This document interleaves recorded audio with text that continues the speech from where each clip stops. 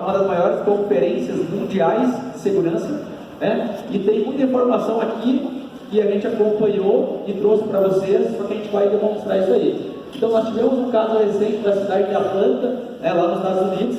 A cidade de Atlanta, ela teve os seus dados sequestrados, e a cidade de Atlanta deixou então de pagar $51 mil, né, para ter acesso aos seus dados, né? Depois a gente vai mostrar como é que acontece esse resgate, como é que acontece esse diálogo com os hackers. A gente vai mostrar um caso real para vocês. E a cidade de Atlanta então resolveu não pagar, e ela optou por tentar restabelecer todos os ambientes. E esse procedimento de restabelecer todos os ambientes teve um custo enorme para a cidade de Atlanta, algo em torno de $2 milhões. Mas aí o pessoal questiona, mas foi pago $2 milhões para os hackers? Não. A cidade de Atlanta, né, como a gente chama essa questão às vezes do ego, eles resolveram não pagar e dizer assim, nós vamos resolver o problema. Só que para resolver o problema, a cidade de Atlanta teve que contratar uma equipe tremenda de engenheiros, de empresas, não para quebrar a senha, tá pessoal?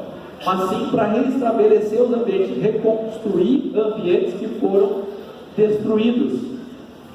E isso, comprovadamente aqui, a gente trouxe para vocês essa informação, né, que são alguns valores que foram gastos, né, para vocês terem ideia aí, ó, mais ou menos o que a cidade de Atlanta pagou, né, e as empresas que eles pagaram. Então são valores altos, né, que eles tiveram que pagar então para que pudessem ter esse ambiente restabelecido. Então realmente é algo que custa caro, né, não é barato, e muitas vezes precisa disso daí. Outro caso bem interessante, tá? Que é agora da última semana, do centro ortopédico, tá? Na Califórnia, que também teve os seus dados sequestrados, né? Então causou um dano, porque muitas dessas pessoas, né, que tem às vezes consulta agendada ou cirurgia agendada, tiveram que remarcar. Então imaginem vocês o impacto de um problema como esse na vida das pessoas, no mundo dos negócios, né? Lá na universidade, ou que seja no computador pessoal do André. Então, nós da área da tecnologia precisamos estar antenados com esse cenário e mais do que nunca nos preparar. Exato. E tem um caso, né, André, que é bem interessante, assim, que a gente sempre diz, ok, a gente sabe que isso aconteceu, aqui a gente viu casos, cidade de Atlanta nos Estados Unidos, um outro caso nos Estados Unidos também. Então a gente vê que a maioria dos ataques são feitos nos Estados Unidos e Europa, praticamente, né? A Europa, digamos, está em top 1, assim. Mas a gente fica assim, André, isso acontece no Brasil, isso acontece perto de nós, acontece aqui na região, no Rio Grande do Sul, Porto Alegre, enfim. Isso acontece por aqui ou é somente na Europa ou nos Estados Unidos? Então, é exatamente essa a pergunta que se faz, do tipo, poxa, vocês estão mostrando cenários que acontecem lá nos Estados Unidos. Isso acontece no Brasil? Sim. Isso acontece na nossa região? Sim. Isso acontece na cidade de Ijuí? Sim. Então, o que a gente trouxe? Nós trouxemos um caso real, né? Uma conversa de WhatsApp, né? Com um empresário. Então, um empresário trocando mensagens comigo, onde ele diz, tranquilo, né? Te mandei um e-mail, tem como vir aqui? Então ele me chamou para ir na empresa dele. Fiz o cadastro, né? O cadastro no site para comprar Bitcoin, porque toda essa transação do sequestro de dados, ela se dá via criptomoedas. Um exemplo que eu estou dando aqui é do Bitcoin, né? Exato, a gente não sabe quem fez, a gente não tem contato com a pessoa, pagar, eles não vão te dar uma conta de banco, deposita aí, eu faço o depósito. Não, é tudo através do Bitcoin, então é algo bem obscuro, né? Exatamente, até porque, para quem está estudando, né, sabe que essas criptomoedas, elas não são rastreáveis. Então, o principal objetivo é ficar o mais oculto possível. Então, o empresário, né, quando me disse que fez o cadastro, ele disse para mim ainda sobre o servidor, ou seja, já vimos aqui como podemos nos proteger e montarmos um plano. Então, ele está me questionando, e aí, seu André, tem um plano para proteger nosso servidor? É o que ele me pergunta, né? E aí, eu devolvo, então, a pergunta para ele, né, sobre os BTC. Então, ele fala sobre os Bitcoins, e ele diz, temos urgência, pois cada hora que passa, ficamos sem faturar. Então, aí a pergunta que fica para o empresário é tipo, quanto custa uma hora sem faturar? Quanto custa um dia sem faturar? E aí vai. Qual o tamanho dessa escala e desse problema? Exatamente. a gente não consegue dimensionar isso, né? Então tu pega, por exemplo, falando um caso bem real, se por exemplo a Dell, uma multinacional, ela é infectada na venda de computadores, imagina se acontece uma parada dessas. Quanto perde, né? Quanto deixa de faturar nisso? E quantos dados são roubados, digamos assim, né? Que a gente acaba ficando sem acesso mesmo, nunca mais conseguir acessar, a não ser entrando em contato com eles e fazendo isso acontecer. Esse mesmo empresário, ele me procurou e ele me questionou algo do tipo, só para vocês verem, assim, no bom sentido, a inocência do empresário, desse empresário. Ele me perguntou, existe alguém no Brasil que possa resolver isso? Eu falei, eu não conheço alguém que consiga quebrar essa chave. E aí ele foi e perguntou, e no mundo tem alguém que possa fazer? Eu não sei se no mundo tem alguém que possa fazer, mas é que a chave para decriptar esse ransomware é algo que nós vamos demorar talvez, sei lá, 1 ano, 2 anos, 3 anos, 5 anos, porque você tem um poder computacional muito grande, então vai demandar tempo, dinheiro, né, para quebrar essa chave. Então não é um conhecimento intelecto de alguém, o cara estava atrás de uma fórmula mágica para resolver algo naquele exato momento. Então ele esperava que alguém, um gênio, chegasse lá e falasse, eu resolvo e a sua empresa volta a funcionar agora. Então isso não existe por quê? Porque não é algum conhecimento, precisa de tempo, como eu falei, e poder computacional para poder resolver esse problema. Para encerrar o caso desse empresário, né, eu trouxe a informação do quanto ele pagou. Então aí ele mandou, essa aqui é a conversa de WhatsApp, né?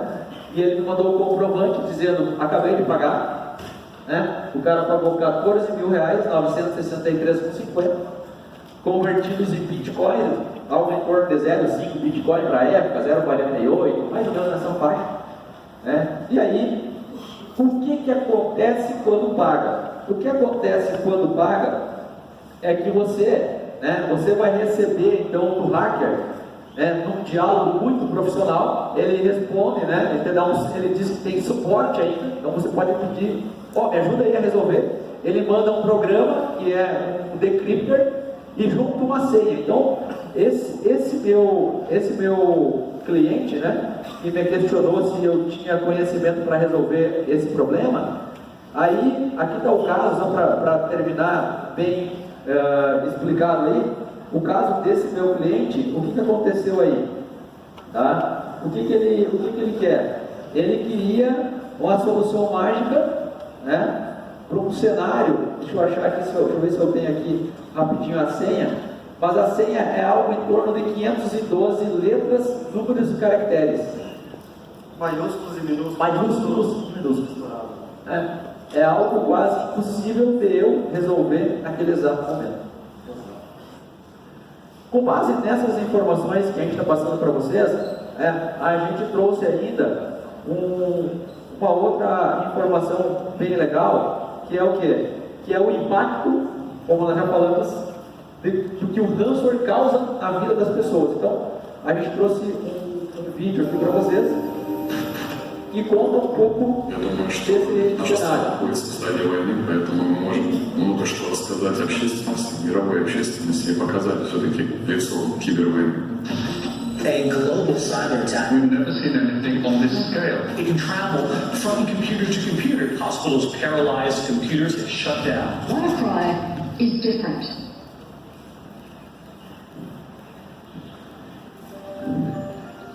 I think WannaCry is a great example of how nation states are impacting businesses and ultimately individuals as well. We had over 19,000 appointments cancelled, and those are people who are worried about their cancer appointment or their appointment for an operation. I was diagnosed with a heart murmur, which was the start of the hypertrophic cardiomyopathy. It's a very serious surgery. I wanted my life back. After I had my chest shaved at 6 o'clock in the morning, the doctor looked very, not upset, but concerned, shall we say, and he said, we've been hacked, all our systems are down across the whole hospital. He telephoned me, obviously, and said, it's not going to happen, and he was in shock.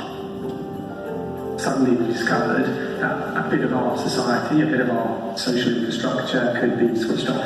WannaCry, it was a kind of a warning shot. Então, aqui a gente consegue ter um exemplo claro, né, do impacto que essas pragas, esses ransomware, causaram, no caso, na vida de algumas pessoas, como vocês puderam ver, pessoas que tinham cirurgia agendada, ou estavam, inclusive, quase que, entre aspas, na mesa cirúrgica, e teve a cirurgia cancelada porque, literalmente, o médico falou, fomos atacados e os nossos sistemas saíram do ar. E isso, como nós já mostramos, acontece no dia a dia. Exatamente. Então, nós levantamos alguns casos para trazer aqui para vocês sobre quais são os maiores ataques, né, que a gente possa receber de ransomware, quais são as maiores portas, como é que isso funciona realmente. Então, o André conseguiu trazer um caso bem interessante sobre a conta de administrador. Quem aqui tem a conta de administrador ativa no servidor? Levanta a mão. Um número bem elevado. Então, a gente sabe que todo mundo instala, já vem por padrão habilitado e continua deixando lá. O que isso pode causar, André? Como é que isso funciona? Então, muitas vezes, né, para quem tem um ambiente sabe bem disso, às vezes você pega lá a área financeira ou RH, ela liga para o suporte, né, no caso o TI, porque ela tem problemas, às vezes, de utilizar um programa da Receita, né, algum programa do governo, algum programa da Caixa Econômica Federal, Conectividade Social, entre tantos outros. E aí, o TI, às vezes, no desespero, né, de liberar o funcionamento dessa aplicação para o pessoal do RH ou financeiro, nesse exemplo, ele acaba fazendo o quê? Ele acaba colocando um usuário padrão como administrador. E esse é um erro grave. Então, eu quero mostrar para vocês algo bem interessante. Talvez vocês já conheçam, mas é um exemplo clássico. Existe um programa que resolve isso. É um programa gratuito da Microsoft. Então, eu trouxe aqui para vocês, por exemplo, eu tenho um programa aqui que é o Cicalc, né? Acho que o pessoal talvez conheça. Se eu tentar abrir o Cicalc, o que vocês vão perceber? Que o Cicalc, ele não está funcionando na minha máquina, tá? Ó, ele está me dando um erro. Então, o que ele quer? Ele quer que, ele diz assim, para que eu possa rodar, eu preciso que você execute como administrador. Mas do meu lado, administrador do servidor ou da rede, eu não vou colocar esse usuário como administrador, porque eu sei das vulnerabilidades, digamos assim, que eu posso estar assumindo quando eu coloco um usuário que não tem condições, melhor dizendo, conhecimentos técnicos para que seja um administrador. Então, aqui para vocês verem um exemplo clássico, né? É um programa chamado ACT, não sei se vocês conhecem, é de graça, tá? É o Application Compatibility Toolkit, o que saiu fora aqui. Vamos rodar sempre como administrador, uma resolução maior ou menor, são apenas exemplos, tá? Sem que eu precise modificar o código, porque eu jamais teria acesso ao código do programa esse da Receita, que é o Cicalc. Então aqui eu já trouxe um recurso pronto, né, porque eu não teria tempo de explorar todo o Application Compatibility Toolkit. E aí agora, nesse exato momento, quando eu abrir o programa do Cicalc, ele já está funcionando sem que eu tenha que colocar o usuário como administrador. Então, a solução não é sempre colocar o usuário com poderes de administrador para que a aplicação funcione. E é exatamente o que a gente tem visto em todos os casos, porque o que a gente tem feito? Nós temos tentado entender o que causou, o que possibilitou um ataque de ransomware. E 100% dos casos, a gente tem observado que a conta de administrador para outros usuários, ou às vezes o cara coloca para 10 pessoas ser administrador, e isso tem causado grandes impactos. Por quê? Porque ao sofrer um ataque numa conta chamada, por exemplo, usuário chamado André, ou um usuário chamado Balcão, o poder de administrador, ele tem permissão para executar o que ele quiser, às vezes no servidor ou na rede. Outro caso, né, André, falando a questão dos desenvolvedores, que geralmente tu coloca lá na sua linha de comando lá, tá o usuário em texto aberto ali, né? Então isso daí também muitos usuários, muitos desenvolvedores colocam de administrador ali dentro. Então isso daí pode abrir as portas também de algum aplicativo local que tem de venda, se bem falou, comercial, alguma coisa assim. Isso também pode acontecer, isso acontece muito. E sem dúvida, né, pessoal? Tentar manter os updates, principalmente para quem administra servidor, isso vale não só para quem tem servidor local, mas para quem também tem servidor na nuvem, independente da nuvem que se utiliza, né? Manter os updates atualizados. Tem um exemplo ali do vídeo, do WannaCry e do Petya, BadRap, e tantos outros que existem. Muitas vezes, vocês já observaram, mas geralmente é centro cirúrgico e hospital. Observaram isso? Por quê? Aí eles vão pensar, poxa, mas um hospital desse tamanho não tem uma TI eficiente? Tem. Só que muitas vezes máquinas de ressonância magnética, pegando um exemplo aqui, são máquinas que às vezes não conseguem, não pode, às vezes nem fazer updates, porque às vezes tem um sistema lá da máquina que o cara que desenvolveu, ele fala, ó, não atualiza o Windows. Então às vezes o cara da TI é culpado por tudo, mas nem sempre, né, ele é o tomador da decisão final de sim, realizar um update, no caso desse exemplo, um computador que fica ligado numa máquina de ressonância magnética ou não. Então é por isso que vocês sempre vão observar os maiores ataques geralmente a hospitais, centros cirúrgicos e algo relacionado à saúde. Isso aí. E André, aqui é um outro caso, né, que tu... Então esse aqui é um exemplo legal, né? A gente está fazendo o quê? Nós estamos fazendo aqui nós temos um usuário chamado Balcão 2, né? E aqui nós estamos fazendo um ataque de força bruta, porque muitos desses ataques eles são realizados com força bruta. Então aqui, por exemplo, nós estamos usando o Kali, tá pessoal? Para quem quer fazer os testes, aqui eu estou usando o Kali Linux, e aí eu estou fazendo um ataque no meu servidor utilizando um usuário chamado Balcão 2, tá? Então não use nome do usuário do tipo caixa, balcão 1, atendimento, scanner, banco de dados, não use esse tipo de nome, tá? Tenta colocar lá André.Ruschel, né? Pega lá um cara lá que é, por exemplo, russo, né? O sobrenome do cara às vezes já é uma senha, né? Então, o nome do usuário é interessante. Como é que eu consigo verificar isso aí? Então, quando eu estou fazendo um ataque, como é que eu identifico isso? Tem um log, tá? Tem um log que eu consigo identificar isso aí. Então aqui eu consigo identificar o log desse servidor, tanto local ou nuvem, tá pessoal? Então aqui, ó, vocês podem ver que ó, eu estava fazendo um ataque, né, usando o Balcão 2 no IP final 77. O que acontece aqui? Para provar para vocês que era eu mesmo que estava fazendo esse ataque, tá? Eu só acessei aqui o site meu IP para vocês verem, ó, eu era o cara que estava fazendo o ataque no meu servidor, claro, para reproduzir um caso real para vocês. E aí o que acontece, ó, o meu usuário Balcão 2, o que aconteceu com esse usuário Balcão 2? Que o Rafael vai falar um pouquinho agora, depois sobre a proteção. O meu usuário Balcão 2, quando ele aconteceu o número de tentativas, o que aconteceu com a conta do usuário? Ela bloqueou. O que acontece quando você vai no banco e tenta a sua senha 3 vezes? O que aconteceu? O que acontece com o cartão quando eu tento a senha 3 vezes errada? Bloqueia. A minha conta, eu, administrador da rede, também posso configurar isso. Porque quando eu configuro isso e o cara liga para o suporte e fala, André, o meu usuário, Balcão 2, está bloqueado, qual é a primeira pergunta que eu faço para o usuário? Foi você que tentou? Não. Ele responde não. Então eu ligo o meu alerta e penso, alguém tentou. Alguém está tentando. Então é uma forma de eu já também, entre aspas, monitorar se eu estou sendo atacado ou não. E aí, voltando de novo para os empresários, isso não é uma crítica, tá? Isso é um trabalho que nós da TI temos a fazer, que é o quê? Se você chega em qualquer empresa hoje, qualquer empresa, não importa se é em Rio, Santo Ângelo, São Paulo, e pergunta para alguns empresários, né, se ele acha que o servidor dele está sendo atacado, vocês acham que a resposta dele é sim ou não? Vocês acham que é sim ou não? A resposta é não. Por que ele diz não? Porque ele não sabe, porque não tem ninguém cuidando, porque não tem ninguém monitorando. Entendeu? Então é tipo assim, o cara, sabe aquela história, tipo assim, quem não é curioso não fica sabendo de nada, né?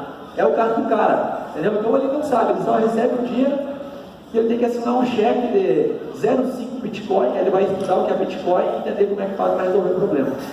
Então, pessoal, é um trabalho que nós temos para fazer, entendeu?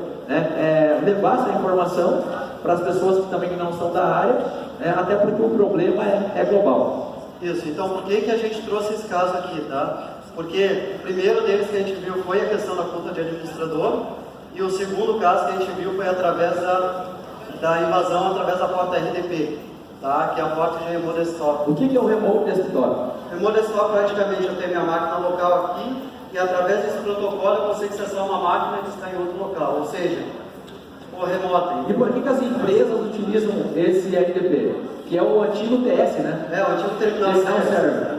Por que eles usam? É pela questão de segurança também, que é utilizado, pela questão de como é que a gente fala, portabilidade, né? Então daqui eu consigo acessar a minha máquina onde eu estiver em qualquer local. Vamos pegar um exemplo clássico aqui. Imagina que o cara desenvolveu um software e o software não é web, né? E aí ele tem 10 filiais espalhadas no Brasil, e aí ele vai lá, instala o software no servidor e permite que as filiais acessem remotamente somente aquele software. E quando ele monta uma estrutura dessa, é o que nós chamamos de RDP, que é um protocolo, Remote Desktop Protocol, é um protocolo da Microsoft. Isso, valendo o bridge, qual é o número dessa porta aí? Qual é a porta que é utilizada e que é mais atacada? Manda.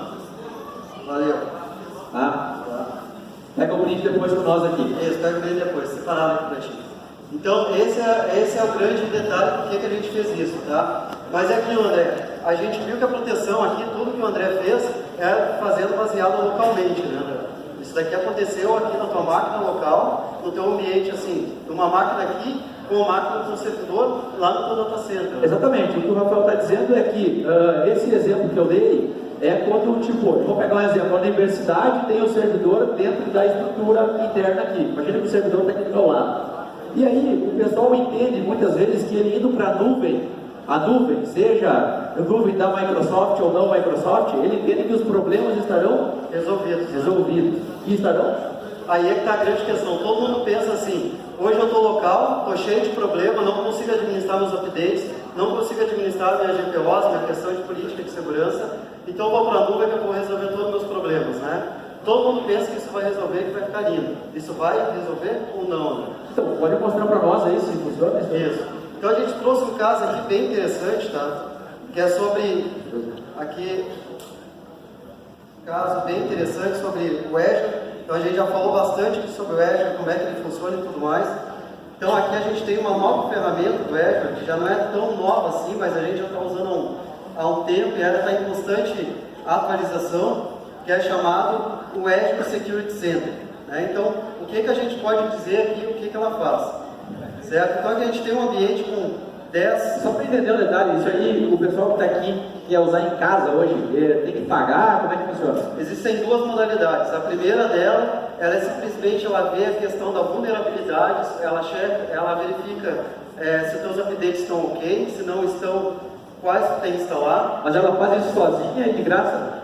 Essa é de graça. Essa tem a free e tem a paga. A paga já faz questões a mais, vou mostrar um pouco também. E outro ponto interessante, ela analisa só servidor Windows ou Linux? Também, ambos. Linux, Windows, inclusive faz questão de aplicações web, banco de dados estão ok. Então o pessoal que está aqui pode chegar em casa hoje e já, por exemplo, o cara que tem lá uma infraestrutura local, né, lembrando que esse recurso ele monitora tudo enquanto estrutura local. Exatamente. Então, por exemplo, o cara chega lá hoje e está na dúvida, pô, o cara mostraram um negócio tremendo lá, será que eu estou sendo atacado ou não? Então ele pode usar esse exemplo que você vai dar sequência agora e já essa ferramenta vai fazer análise do ambiente dele. Exatamente. Fantástico. Isso aqui é um caso que a gente estava fazendo, a gente estava brincando bastante sobre isso. Então, o que a gente conseguiu levantar aqui, né? Então,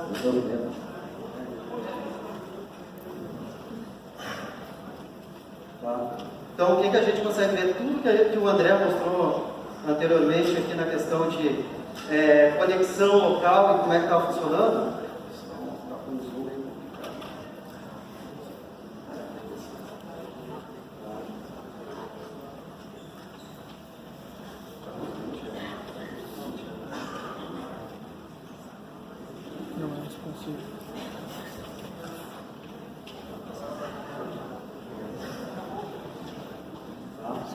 Então, o que a gente consegue ver aqui? Essas máquinas, elas têm mais ou menos 7 máquinas ativas aqui, e aqui a gente consegue ver toda uma escala de eventos que foram ocorridos durante os últimos 7 dias, né? Então, o que a gente consegue ver aqui? Aqui é a mesma questão sobre o logon. Aqui a gente consegue ver um alerta que foi gerado de todos os logons que foram tentados entrar via RDP, né? Dentro dos servidores que estão dentro do Azure, por exemplo. Isso aqui não precisa fazer nada, tá? Automaticamente eu instalo o agente do Azure e automaticamente ele vai mostrar essa gama aqui. Então ele demora um pouco para mostrar esse relatório aqui, tá? Porque eu já vou... O que é interessante, né, Rafa, é que, tipo assim, o que nós estamos mostrando aqui é um servidor que foi colocado na nuvem, né, é o Windows Server 2016, E ele está mostrando aqui, então, como é que a gente pode coletar. Naquele outro gráfico que o Rafa mostrou aqui, que é bem interessante, ele está mostrando o quê? Ele está mostrando os logs, e aqui, ó, né, Rafa? Aqui ele pode mostrar as contas que foram tentadas. Isso, aqui, por exemplo, vocês podem ver quantas vezes foram tentados entrar com a conta de administrador, né? 301 vezes foram tentados lá, diversos passwords. A gente pode ver aqui senhas, a gente pode ver usuários Dell, Azure Admin, a gente consegue ver diversos outros aqui, contas que tentaram entrar aqui dentro da RDP, né? Usando força bruta, como se chama. Tá? Então aqui a gente tem o servidor, que foi um servidor que a gente estava testando bastante.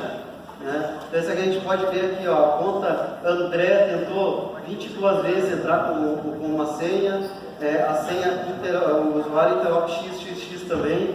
Então a gente consegue entender isso aqui como uma força bruta, né? Então na verdade, exatamente, né? Aquele modelo que eu fiz num ataque num servidor local, o Rafael está mostrando a mesma coisa num servidor na nuvem, que foi aquele questionamento que eu fiz para ele. Eu tipo, cara, se eu for para a nuvem eu estou protegido? Então a resposta é não. Os problemas continuam iguais. É claro que às vezes se questiona, né? Algumas pessoas perguntam, mas um servidor que está na nuvem da Microsoft, o engenheiro da Microsoft, ele mexe na sua máquina? Depende. Existe a questão que eu posso levar minha máquina na nuvem e eu administro a minha máquina, ou existem as máquinas que são controladas pela Microsoft, questão de update, questão de segurança e tudo mais. Então é uma opção, quando o cara resolve criar essa máquina virtual, né, ou um serviço, ele tem essa opção de optar por comprar, vamos chamar assim, esse suporte, essa análise. Né? Exatamente, inclusive nessa ferramenta aqui ele mostra direitinho. Tu está com o firewall desativado, precisa ativar teu firewall, tu está sem antivírus, quer ativar teu antivírus, ele te dá uma gama de recomendações para te fazer. Essa aqui é uma ferramenta bem legal, tá? Em questão também até das liberações, das portas e tudo mais. Então, mas tipo assim, Rafa, desculpa interromper, mas o que o administrador que tem um servidor na nuvem, qual seria a primeira dica para ele, para que ele possa estar dificultando a vida de alguém que tenta atacar? Exato, a primeira coisa que a gente vê que a porta padrão é 3389. Quem é que costuma mudar a porta? Dificilmente. Quantas pessoas que administram o servidor costumam trocar as portas padrão, seja do SSH ou seja do exemplo do RDP? Levanta a mão. É um número pequeno. Eu estou vendo poucas pessoas. Então é uma dica legal, né? Outra dica legal, qual é, Rafa? Então, outra dica legal que a gente pode fazer bastante, né? Mudar a porta é a primeira coisa. Então, a gente tem ali dentro do registro, a gente vai acabar passando já para mais para frente, mas a gente consegue mudar a porta através de registro. Também a gente pode, através do Azure mesmo, a gente dizer, eu não quero conectar na 389, quero conectar na 4012, né? Mas só trocando a porta, isso vai. Se eu trocar a porta, o que vai acontecer, André? Meu serviço vai continuar funcionando ou eu preciso fazer mais alguma alteração? Né? Então, se um ataque vai ser feito na porta RDP, por padrão, a porta RDP do Windows, respondido muito bem pelo Jean, é a 3389. Quando eu troco a porta, o atacante ele vai precisar primeiro escanear as portas para poder ver quais as portas estão abertas. E muitas vezes a porta estando aberta, ele pode saber se é o RDP ou não. Então ele fica na dúvida e geralmente ele tende, né, a procurar aqueles servidores que estão com a porta padrão habilitada. É tipo um ladrão que vai roubar um carro. Ele vai tentar roubar o carro que está mais vulnerável ao roubo. Exato. E outra coisa também bem simples, no momento que a gente troca a porta, não é simplesmente isso. Se a gente tem um firewall ativado, por exemplo, o firewall está habilitado para habilitar a porta 3389. No momento que a gente troca a porta, o nosso serviço vai parar, porque o firewall vai estar bloqueando. Então, outra prática também é alterar a porta TCP e o DP no firewall também. Né? E tipo aquele exemplo que a gente trouxe aí, Rafa, para o pessoal, das tentativas de logon. Tentei 1, 2, 3, 4 e bloquear a conta. Isso é padrão esse recurso ou eu tenho que configurar? É interessante configurar isso mesmo, conforme assim, pode botar políticas de 3, 5 até 10. A política é tua que tu coloca dentro através do GPO, né, de Group Policy do Windows. Né? Outra coisa interessante é mudar. A gente sabe que o grupo padrão é Remote Desktop Services, Remote Desktop Users. Então a gente pode tirar esse grupo fora e criar um novo grupo e colocar os usuários ali dentro. Isso é uma outra questão de segurança, né, André? Exatamente. E sensações de limite também, né? E outra coisa, é o tempo que a conta fica bloqueada, né, Rafa? Lembra? Exato. Porque às vezes o cara bloqueia a conta e por padrão, ela fica lá 30 minutos bloqueada. Voltando para o exemplo do banco, né, para desbloquear o cartão a gente tem que ir até a agência. Eu sei que algumas máquinas já estão fazendo isso. Mas, por exemplo, no caso do servidor, se eu coloco um bloqueio de 2 dias, o cara desiste de tentar. Agora, o que ele faz?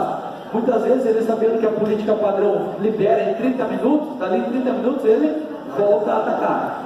Então, é importante também estender o tempo em minutos do bloqueio da conta. E isso serve tanto para o servidor local quanto na nuvem. Porque, pessoal, um ponto importante, o Windows Server, que foi mostrado hoje aí, o 2019, já que vai vir agora no evento do Ignite lá em Orlando, ele é o mesmo produto que chega na casa das pessoas para eles instalarem? Como é que é? Depende, né, André? Primeiramente, ele está insider, então é algo que ele ainda está sendo trabalhado, então a gente não tem ainda a versão final dele. Mas a versão final, que chega para mim administrar um servidor em SantuArts, é o mesmo que o engenheiro da Microsoft utiliza. É o mesmo. Então a questão da segurança cabe a nós cuidar disso. Exatamente. E é o mesmo operacional que está na nuvem. É o mesmo que está na Então, tipo aquele mito que às vezes o pessoal pergunta se o Windows que está na nuvem é mais seguro porque foi modificado pelo engenheiro da Microsoft, é conversa. Isso é conversa, porque tu tem a obrigação de cuidar do teu ambiente também, né? Tu tem que manter atualizado, tem que manter as portas fechadas, tem que manter todo ele padronizado na questão de segurança, né? Mas o que tem de bom, André, digamos assim, uma grande feature assim, até a gente conversou com o Eric, que fez palestra aqui, falando agora há pouco sobre 2019, se ele iria falar um pouco sobre isso. Uma nova feature para ver a importância de Ransom, né? O que vem tido hoje no Windows Server 2019, André, que está em preview, mas a gente já trouxe a versão aqui disponível. O que tem uma grande importância, uma grande função que vem disponível? Então, a gente trouxe um negócio bem legal para vocês, um recurso do Windows Server 2019, que ainda não é a versão final, que a Microsoft, preocupada exatamente com o conteúdo que nós estamos trocando ideias com vocês aqui, é um recurso do Windows Defender, e agora a opção que tem, que chama-se proteção contra ransomware. Tá? Proteção contra ransomware. Então vejam, dada a importância desse problema, a Microsoft está trazendo um recurso de proteção de ransomware. E a pergunta que o pessoal nos faz é se isso realmente funciona. Tá? Eu posso dizer para vocês que funciona desde que bem configurado. Vamos entender o que seria o bem configurado. Quando eu uso o recurso de proteção contra ransomware, o que eu estou mostrando aqui é um recurso do Windows Server 2019. O que ele pergunta aqui? Ele pergunta que pasta e diretório eu quero proteger. Então eu venho aqui e eu falo lá, por exemplo, eu quero proteger na unidade C a pasta, o diretório interop. Então ele coloca aqui uma proteção de ransomware num diretório chamado C interop. Na prática, o que vai acontecer se eu rodar um WannaCry aqui da vida ou um Bad Rat de qualquer ransomware? Essa pasta não terá os seus arquivos modificados. Você sabe por quê? Porque esse recurso aqui, ele não é novo, pessoal. Esse recurso, ele surgiu no Windows Server 2003 R2, que chama-se um recurso chamado triagem de arquivos, que já existia no Windows Server. O que ele diz? Ele diz assim: as extensões de arquivos e os programas que têm autorização a modificar o diretório sem interop são os conhecidos, e aí tem uma lista que é exibida. Então esse recurso vem com esse nome, tá? Mas é um recurso que o administrador de servidor que tem ainda o Windows Server 2008, 2008 R2, 2012, 2012 R2, pode implementar hoje lá na sua infraestrutura, repito, num recurso chamado triagem de arquivos, tá? E agora no Windows Server 2019 e no Windows 10, a Microsoft trouxe, cujo nome correto é CFA, é Control Folder Access, é um controle de pastas, de acesso a pastas, que protege a pasta. Então, Se algo acontecer de errado aqui, o diretório sem interop, que no meu exemplo aqui, digamos, simples, seria onde eu guardo o backup do banco de dados da minha empresa, ele não será criptografado. Mas vocês testaram isso aí, rapaz? Testamos. Como é que foi o teste aí, André? E funciona? Funciona. Então aqui a gente está numa máquina que a gente vai passar aqui para Windows 10 para ver como que... Vamos ver se eu acho que está escondido. Tá escondido. Tá escondido. Deixa eu localizar essa máquina aqui com o Windows 10. Pegar uma máquina aqui com o Windows 10 para vocês observar ela. E aí o que acontece aqui? Se eu pegar essa máquina aqui com o Windows 10, quem é que está usando o Windows 10 aí? Bastante gente. Estão gostando? Pouca gente. Engraçado. Então o que acontece aqui, ó? A Microsoft, ó, ela disponibilizou, tá, um programinha para testar isso aí, tá? Se quiser, eu posso até rodar o Ransom aqui, depois ver se o pessoal quer, A gente vai fazer o caso. tá? Então o que acontece aqui, ó, é um programinha onde eu tento executar ele, e aqui eu digo o quê? Eu digo que eu quero escrever lá na, sei lá, por que tem aqui por padrão? Desktop, downloads, imagens, music. Dica importante: todo o perfil do usuário já é protegido com esse recurso, vamos chamar assim, anti-ransomware. Tá? Então, Rafa, executa ali, tenta criar um arquivo lá. Esse aqui é um programa desconhecido, tá? É um programa desconhecido. Vocês vão perceber que logo, lá perto do relógio, né, no status, o Windows Defender, ele já vai dar um alerta dizendo que, opa, houve tentativas, né, de alguém que eu não conheço, que está tentando gravar algo no diretório, sei lá, downloads, desktop, ou então no C, né, C backup, tá? Então ele começa a gerar, ele gerou um alerta aqui, dizendo lá, alterações não autorizadas bloqueadas. Mesmo que a máquina toda tenha sido comprometida com outros diretórios, esses diretórios, como eu já disse, que o perfil e alguma outra pasta personalizada, ela não será comprometida, tá? Então é algo legal que pode ser configurado hoje mesmo no ambiente de vocês, para quem já está utilizando o Windows 10, né, para exemplo. Isso. E a gente está mostrando bastante coisa sobre sistemas operacionais, Windows 2019 e Windows 10. E alguém aqui usa o OneDrive, por exemplo? O OneDrive for Business, essas coisas? Hoje, o backup na empresa, quem está fazendo backup na nuvem ou externo, está fazendo backup aonde?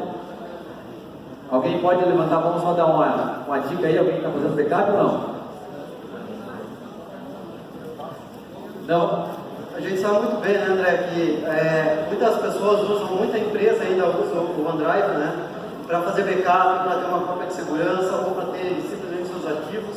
Como é que funciona isso, André? Então aqui nesse exemplo, eu trouxe um diretório que chama-se Fotos André, né? E você sabe muito bem que quando usa algum drive na nuvem, você tem a opção de instalar o programa client, né, o cliente, e aí você pode sincronizar os arquivos, né, os diretórios locais com a nuvem, certo? Só que a minha máquina foi atacada pelo ransomware, que é o WannaCry, e ele sincronizou agora os meus arquivos locais com a nuvem. Então, quando eu olhei lá no meu servidor, eu olhei, eu estou tranquilo, eu tenho um backup na nuvem. Só que o meu backup na nuvem, quando eu fui olhar o que aconteceu, ele também estava criptografado. Só que eu comecei a usar um recurso, né, do OneDrive Business, que é pago, né, Rafa? Sim, pago. Tá? Que chama-se restaurar seu OneDrive. Então, a opção de restaurar meu OneDrive, tá, eu consigo escolher para quando eu quero voltar meu backup. Então, eu posso criar literalmente pontos de restauração. Então, por exemplo, se eu pega, sei lá, um dia atrás, 3 semanas, uma semana, eu posso configurar isso aqui, como vocês estão vendo. E aqui, ele gera para mim um gráfico, tá? Um gráfico, Então, eu posso voltar aqui no tempo, eu venho aqui e volto lá para outra data. O meu aqui não tem um dia atrás do outro, obviamente, porque eu preparei esse exemplo para trazer para vocês. Mas, por exemplo, vocês podem verificar aqui, ó, que as minhas fotos, né, estão intactas, porque o vírus, além de criptografar, o que ele fez? Ele excluiu meus arquivos lá. Tá? Para quem não sabe, o WannaCry, quando ele criptografa o arquivo, ele deleta o original. Tá? É isso que ele faz. A maioria dos ransomware faz isso. Já é uma forma de complicar a nossa vida. Então, ele criptografa, copia e deleta. Criptografa, copia e deleta. Na sua grande maioria, ele faz isso. Então, eu fui salvo pelo recurso do OneDrive Business, que são pontos de restauração. Ou seja, eu posso voltar para 1 hora, 2 horas, 3 horas, 1 dia, 2 dias, atrás, né, para trás, retroativo, né, desde que eu esteja utilizando algum serviço de backup na nuvem, possivelmente que seja pago. Né? Com certeza, esses serviços aqui não são grátis, então isso aí tudo tem um custo para isso. Então, mas isso aqui foi só para mostrar mesmo que existe proteção local e também proteção na nuvem, né? Então, André, agora acho que vem uma parte bem interessante da nossa palestra, né? Que é falar assim, ó, alguém tem interesse em saber como que funciona o ransomware, como é que é criado esse cara, como é que sai a raiz dele, digamos assim, sem fazer apologia nenhuma sobre vamos criar vírus, vamos criar ransomware, vamos fazer isso, mas o André ele resolveu fazer algo ali para mostrar realmente, vamos então criar um ransomware, né? Isso é possível? Tem como fazer isso, né? Ou vai querer mostrar ou não? Como é que vai fazer? Então, cara, nós estávamos na dúvida, porque a gente não tinha certeza se ia mostrar ou não, né? E aí, então, Rafa, não sei. Vocês querem ver como é que a gente faz isso e mostra o ransomware, criar o ransomware e executar ele depois? Sim. Bem maldoso mesmo, vamos lá, né? Faz aí que o pessoal não sabe. Então, o que a gente trouxe aqui, tá? Eu criei um ransomware rápido aqui, tá? Então aqui é um builder, né? É um gerador de ransomware. É dessa forma que quando alguém ataca a tua máquina, tá? E ele vai lá e quebra a tua senha, fazendo um parênteses aqui, valendo um brinde premium. Quem sabe o que é Mimikatz? Alguém sabe o que é Mimikatz? Anota no caderninho, tá? Com todo respeito, e dá uma olhada. Mimikatz é uma ferramenta hacker de um cara chamado Benjamin. Esse cara é chamado para palestrar em eventos de segurança dentro da Microsoft. Ele é reconhecido no mundo inteiro e a ferramenta dele consegue hackear contas e senhas de qualquer Windows, inclusive desses últimos que nem foram lançados, porque antes de lançar ele já está colocando no Twitter dele como é que faz para hackear. Então procure no YouTube Mimikatz, tá? É através do Mimikatz que muitas vezes o cara consegue quebrar a senha, além da força bruta, uma outra técnica. E aí o que ele faz? Ele joga esse arquivo para dentro do servidor dos caras, né? Esse aqui é só um exemplo. E aqui nesse exemplo eu consigo criar, matar todos os browsers, Skype. Se eu vou criptografar só arquivos, ou só pastas, ou arquivos e pastas, eu consigo especificar o nível da criptografia. O que é o nível da criptografia? É praticamente, cara, esquece, tu não vai conseguir, tá? Vai demorar muitos anos, ou que seja dias para resolver o problema. E aí, o que acontece? Aqui nesse exemplo, eu estou customizando eu vou pegar aqui arquivos e pastas, e vou selecionar. Aqui eu personalizei, tá? Eu personalizei a imagem que vai aparecer para os caras. Eu vou usar um exploit, um ofuscador e um anti-kill. Tá? Eu não vou ter tempo de entrar em todos os detalhes aqui, mas eu acredito que quem ainda não deu uma olhada vai anotando aí. Qualquer coisa a gente troca uma ideia depois. E aí eu vou buildar, eu vou criar essa praga. Ela está criada aqui, acabei de criar ela. Tá? Criei o ransomware, é esse cara aqui. E agora o que eu vou fazer? Eu vou executar esse ransomware. Quando eu executar esse ransomware, o que vai acontecer? Tá? Ele já vai entrar em ação, esse ransomware. Ele começou a criptografar aqui, porque eu pedi para ele criptografar com uma extensão chamada lock. E eu chamei o nome desse meu ransomware de DDoS, o apelido do Rafael Portinha, tá? Para quem não sabe. Olha, André! Qualquer coisa é só contato, é só mandar um e-mail pro portinha.com, que é o Rafael, né? Não acredita neles, cara. E aí, negociar com o Portinha como é que faz para descriptografar o ransomware que eu criei. Aí o problema do Rafael agora, né? The Doors, é sacanagem. Que é o The Doors, que está apelido é Portinha. Não é nada, não acredito. Então aqui é um exemplo rápido e simples, né, de como que esse ransomware impactou. Eu estou com o meu arquivo aqui, ó. Eu mandei ele criptografado só o desktop, para dar um exemplo. Esse arquivo aqui já está criptografado, eu já deixei um aviso para o cara entrar em contato comigo, né, mandar um e-mail e começar uma negociação de bitcoins. Tá? Isso daqui, pessoal, não tem objetivo nenhum de ensinar a fazer nada com relação a isso, mas é mais ou menos mostrar para vocês o que os caras fazem contra nós. Tá? E com base nisso a gente tentar se proteger. Exatamente. Então, outro ponto que seria a cereja do bolo mesmo, né, André, que é a questão de quem quiser estudar um pouco mais, saber um pouco mais sobre os vírus, a gente conseguiu um site bem interessante, né, André, que a gente ficou horas e horas brincando nele, mexendo, até dá um certo medo na hora que tu usa ele, né, tu clica. Como é que é esse site aí, André? O que o pessoal tem mais interesse sobre o que está acontecendo, a questão de segurança, vírus, proteção, e como que ele funciona, como é que ele trabalha em cima de um ambiente, né, André? Então esse aqui é um site bem legal. Vou dar um zoom aqui para vocês pegar o endereço e tentar dar uma olhada. Esse aqui é um site que mostra os ataques que estão acontecendo nesse exato momento. Aqui no Brasil, no mundo, tá? Vocês conseguem monitorar, né, Rafa? Tá com o zoom aí, tá, Rafa? E aí, por exemplo, cada país que a gente vai clicando, ele vai mostrando o número de ataques que está acontecendo, quais os eventos, que tipo de evento que é. Então eu consigo anotar, eu consigo monitorar o ambiente e ele começa a dizer também, né, Rafa, qual é a praga que está mais atacando naquele momento. Então, por exemplo, eu vou lá e olho, é o Annabelle, é o Bad Rabbit, e aí eu começo a olhar o meu ambiente e ver se o meu ambiente está preparado para um ataque desse tipo. Ou seja, eu começo a fazer um trabalho inverso dos caras. Então é um site legal, é uma forma de se manter atualizado com o que está acontecendo. Como já foi dito ao longo do dia aqui, a gente trabalha com informação, essa informação é muito rápida e nós não temos às vezes tempo de estar absorvendo tudo isso. Né? Então esse site é legal, porque tu pode usar quase que mandatório, né? Tu ficar monitorando e entender o que está acontecendo, né, de ataques a nível mundial. Na última semana nós tivemos um ataque a coletes de banco. O brasileiro ele é meio, né, com relação a isso, o cara não é muito criativo. Então realmente vem boleto, aquele continua sempre naquele estilo. Né? Tem os caras tentando criar ransomware brasileiro, mas não tem dado muito certo pelo que eu tenho visto. Tá?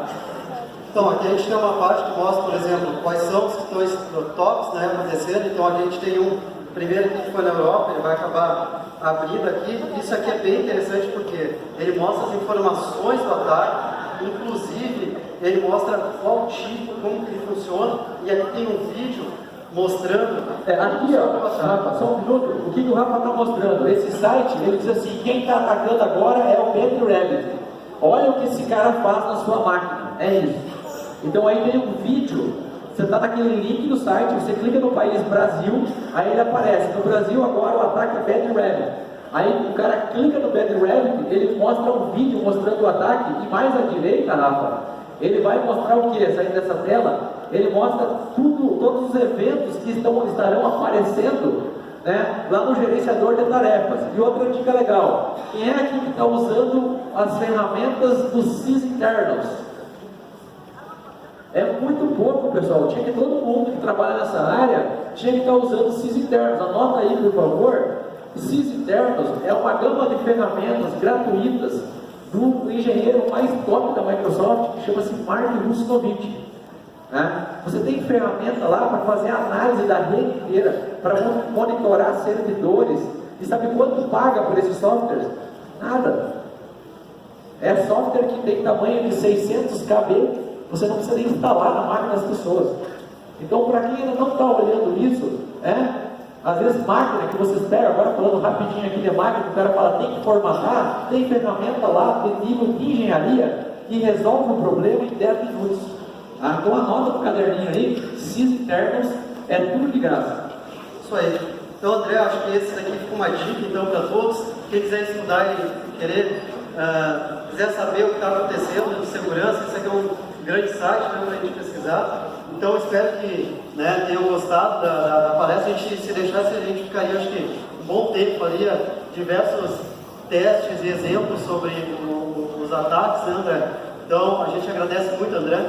Pessoal, obrigado, Rafa. É sempre um prazer, né, trocar ideias aqui com vocês. E, mais uma vez, muito obrigado ao pessoal que veio prestigiar a nossa palestra e esperamos vocês na próxima edição. Obrigado.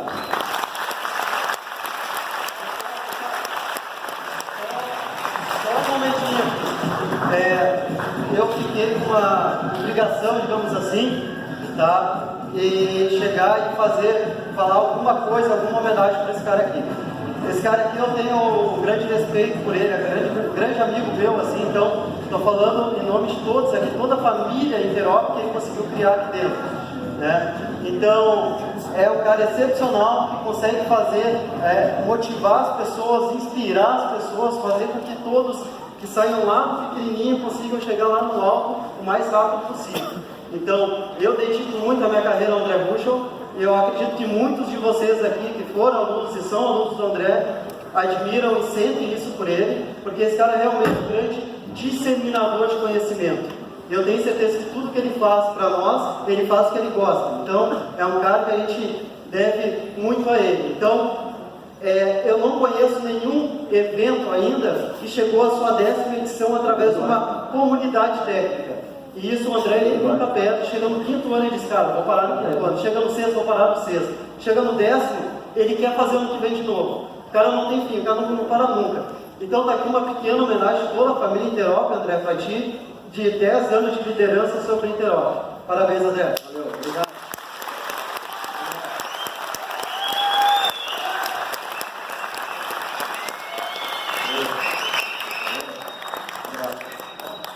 Pessoal, não tem muito o que falar, né, mas metade do que ele falou, esse evento ele só acontece, não é porque eu faço, ou porque é meu.